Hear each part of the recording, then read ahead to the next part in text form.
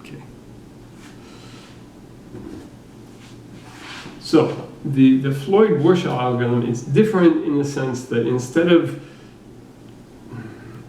saying, oh, how can I get from here to here using at most this many steps like this, what we're going to do is say we're going to consider how we can get from A to B using intermediate vertices up to K, right? So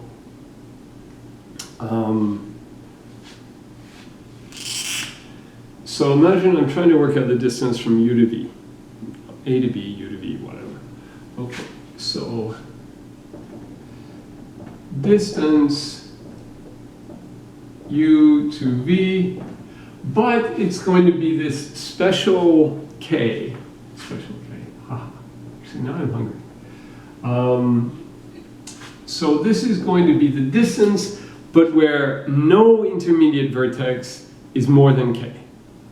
Okay. So everything is a number between, say, 1 and n, and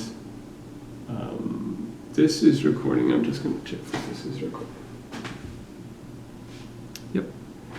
Okay, so everything is between 1 and n, and we're going to say, okay, so we don't want to use any intermediate vertices larger than 13.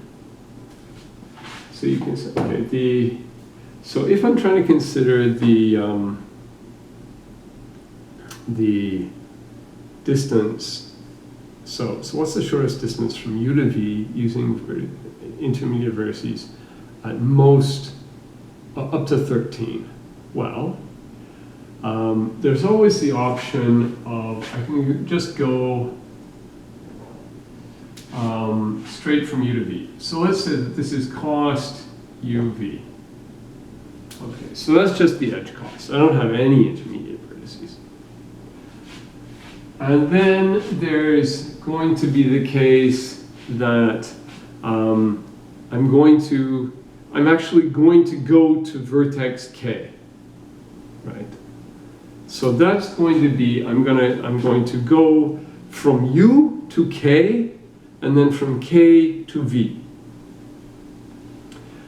But the cool thing is, because we can assume there are no loops here, because if it were a negative weight cycle, then it would be bad. And otherwise, if it's a non-negative weight cycle, then you can cut it and the cost either stays the same if it's a zero weight cycle, or it goes up. It goes down. It goes down. If it's a positive weight cycle and you cut it, then the weight of the path goes down. So okay, what we consider is distance from U to K plus distance from K to V. This is a V. But there's an important thing to consider. Because there's no loop, because you don't go to K and then wander around and come back to K, K can't be an intermediate vertex in this path. So this is K minus 1. And this is K minus 1.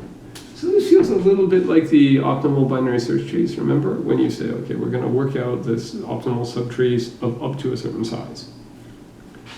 And then, so this is, if we use K, and if we don't use K, then it's just distance K minus 1 from U to V. So, if we're filling this out K by, if we're iterating on K, then by the time we're trying to fill in the distances using intermediate vertices up to K, we already have this worked out, and we already have this worked out. Okay? Because if you start out and you say, okay, well, my smallest vertex is 1, and I'm going to think that, you know, I'm going to do this with k is equal to 0, it's just like, well, okay, you can only go directly, otherwise it's infinite. Right? And then once you've got distance 1, you can say, okay, distance 2. So yeah, I guess we should write the code, and then we should do an example. And I should buy more powerful tea. Fortunately, we don't have another midterm. We just have, I'm not actually late on assignment solutions. Assignment 5 is posted. I have to write assignment 7. I would ask how people are feeling about the course, but I find people who show up to lectures are actually, you know, the most enthusiastic.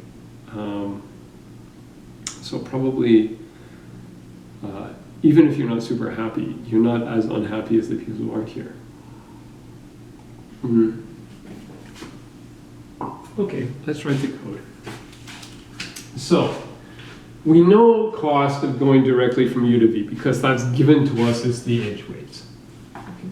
So we do for k equals 1 to n, right? Because the last vertex we need to consider, if we say, okay, we're going to use up to intermediate vertices up to n, that's saying we can use any intermediate vertices. And then we're going to say, oh, I think in the book they use I and j, but I'm going to use for u and v.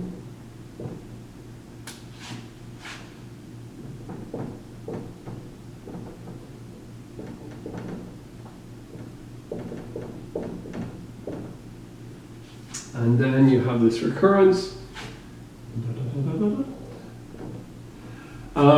So this you have immediately. This, by the assumption, by the time we get to here, we have all of the stuff for k minus 1. I'm just going to check that this is actually, yeah, that is the, oh no, what they have is, they don't have this, but they have this in place. So this we can ignore, because if k is 0, then this is the cost of going directly. Okay, so this is now ugly because I have this space here.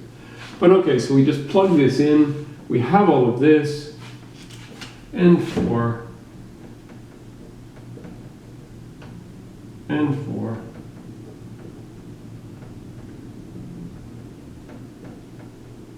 Okay, this is constant time to compute this, is constant time to compute this. You have this stored. This is just an addition of two things you have stored.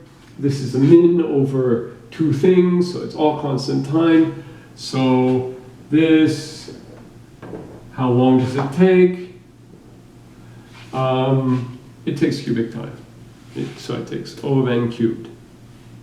So it's a logarithmic factor faster than the matrix multiplication approach, but I think the matrix multiplication approach is cool because it's like two parts, like from way back in the beginning of the course, and then now at almost the end of the course, these things come together.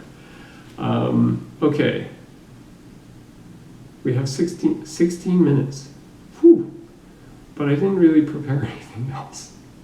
I could let you go early if there's still anybody here. 9, I lost some people. Woot woot, you want to go early.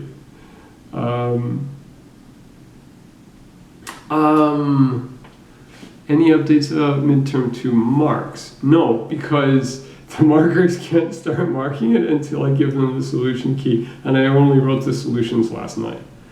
So, but the solutions are posted. So it's,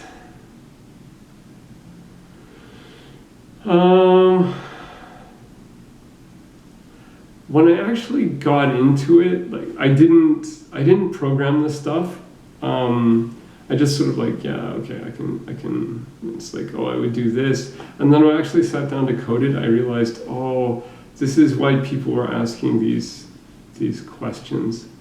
Will the final cut all material, everything, except probably it won't cover fast Fourier transforms, and it won't cover zero knowledge, and it won't cover fine-grained reductions. So you can skip, you don't have to study 2 lectures, which I just threw in there.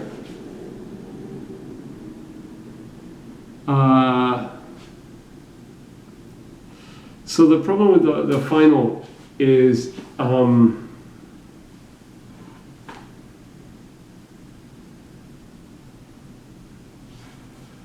they could, but yeah, I could make them do that next time. So, for example, for the last question, I realized that it's not hard, but it's really annoying that I didn't say, usually on like competitions, the competitive programming, it'll say, you're given n. The first line of the input is n. And then you can write a for loop and say, yeah, okay, fine, I'm gonna read everything.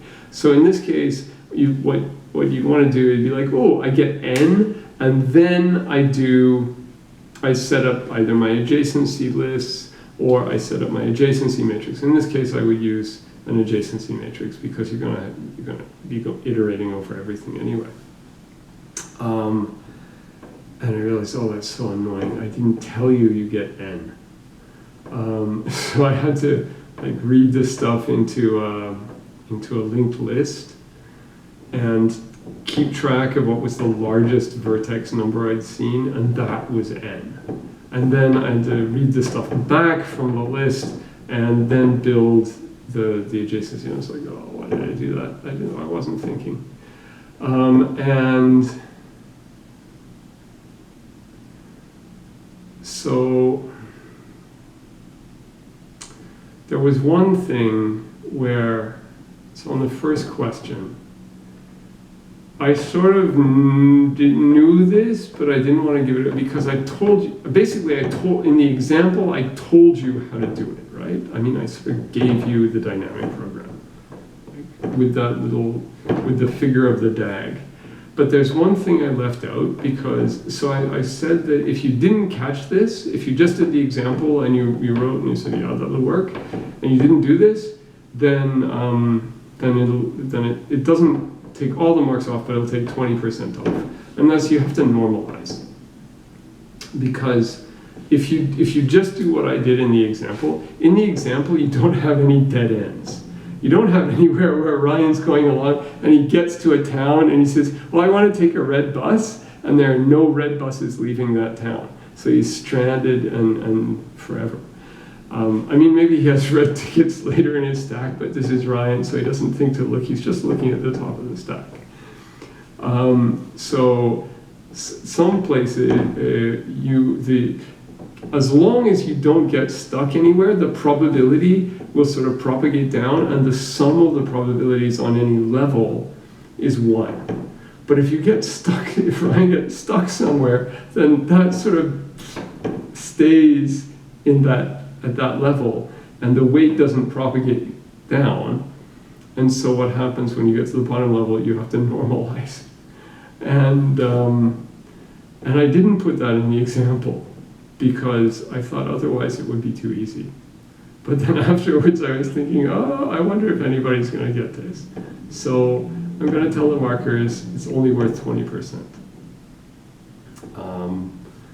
Is that like really evil? Because if I put it in the example, it would be super easy.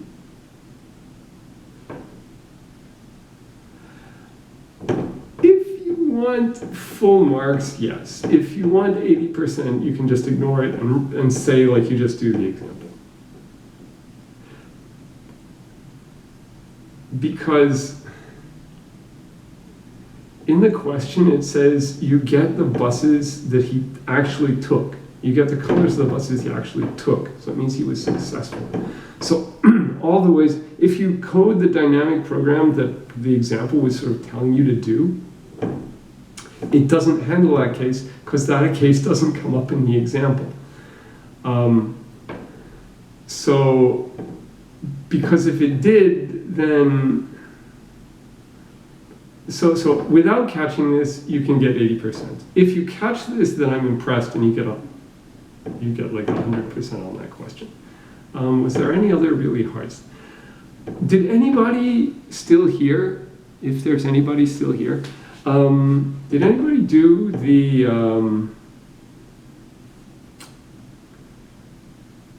So when I actually sat down to code, it's actually really nice to code the stuff with instead of using sprintf to use doubly linked lists, and then it turns out in C you can use pointers to pointers.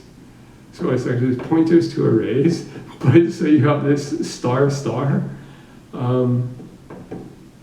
So yeah, I was like, I haven't done this in a while. I'm not sure this is actually going to work, but it does, or at least it does on the gata example.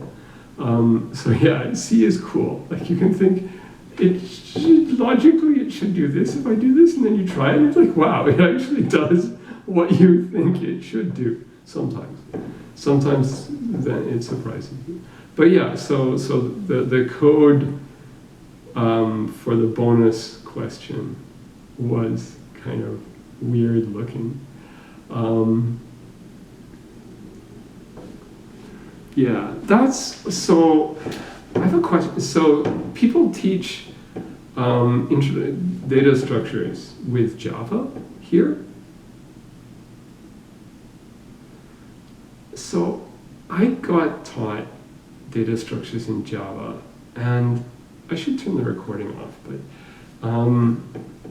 but I always thought it was, yeah, so I think that's standard. I'm teaching 2110 in the winter, and I want to teach it in C, because if you learn Java, it's like, yeah, it hides everything, and it's like objects. But if you open up your computer, there aren't objects there. Right? It's like, I had a friend, does anybody know this programming language, Alice? It's out of Carnegie Mellon. It's like animations. It's like a super souped up logo. And so I remember he was teaching people to program with, you have a dragon with wings, and you can make the dragon flap its wings and stuff like that. It was like, there are no dragons inside your computer.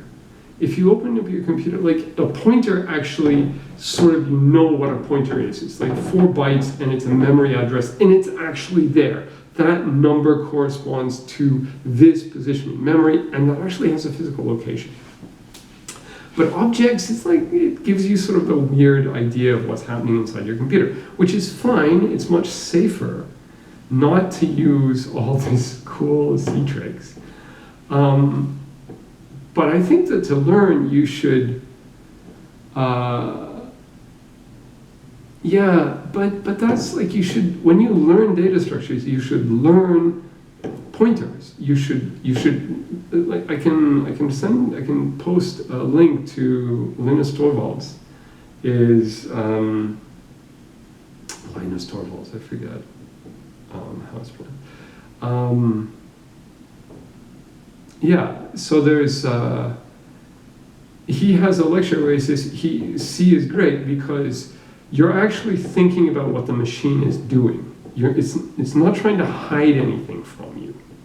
Whereas Java is trying to hide stuff from you for your own good, which is great. Like it's like you're in a car, and most people don't have to ever, I guess you do open the hood of your car, but it's getting rarer and rarer.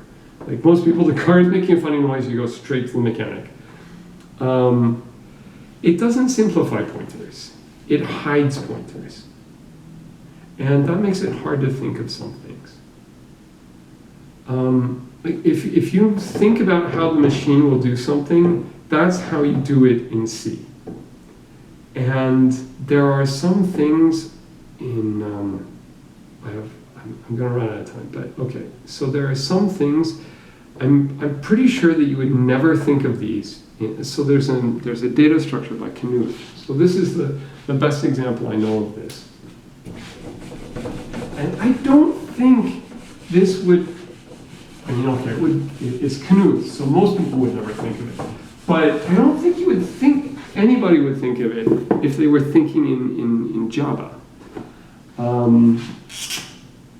So the idea is you want to have a list of integers, and you want to be able to increment them, and you want to keep them ordered. And you want everything to happen in constant time. Okay, so like access isn't, you have other problems. This is for like a tree thing. He was doing adaptive Huffman coding. So this is where you're as you only make one pass over the string. So as you're going, you're coding with the slightly smooth distribution of the characters you've already seen. And then another character arrives, and you encode it with the stuff with the distribution you've already seen, and then you update your tree because now that slightly changes the distribution. So this is the data structure for updating your tree. You don't need to know why you do that, but so the idea is you want to have all these nodes, and they're going to have integer values in them, and you want them sorted. And you want to be able to increment one and have it like jump to the right place in constant time. And so what you do,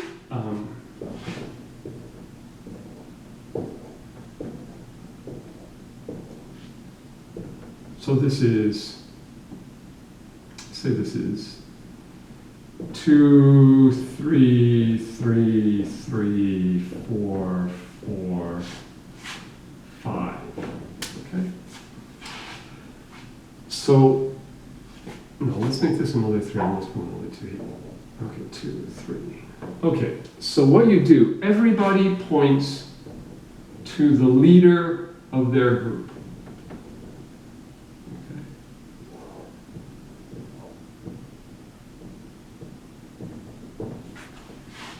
Okay. So this, and it's a doubly linked list. Can people see this?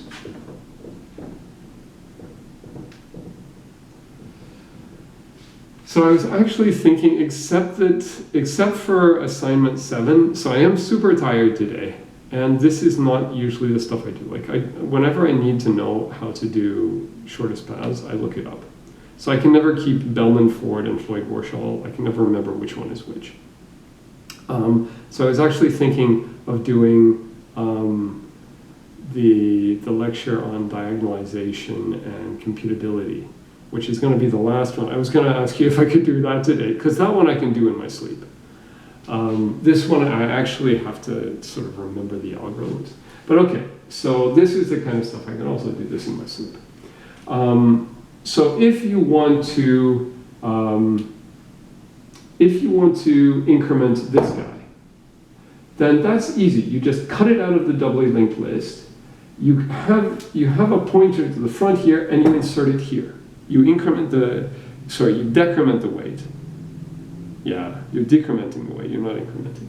So you just move it to the front here, and you insert it here. So that's fine, as long as you are not trying to decrement the weight of the leader of a group. Because if you're trying to decrement the weight here, everybody is pointing to this one. So here, the only stuff pointing is like the doubly linked list, and you can fix that in constant time. So you can cut it out and move it. But if somebody's pointing to this, how do you move that? So, does anybody see the trick? And this is what I think you wouldn't think of if you only know Java.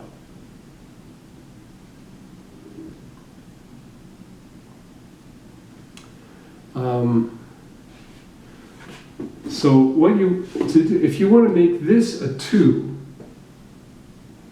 then So these have auxiliary data with them. So this has some record. So Bob. This has Eve. Okay, I'm out of time. Stuff like that.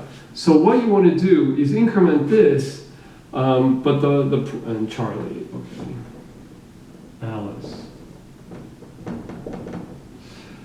So what you do is you can't change all these pointers. There are too many, and they're not bidirectional anyway, so you can't even see them. So what you do is you take this and you swap the contents of memory.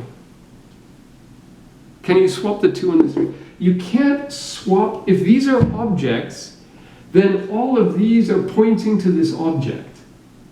So you can't swap these positions.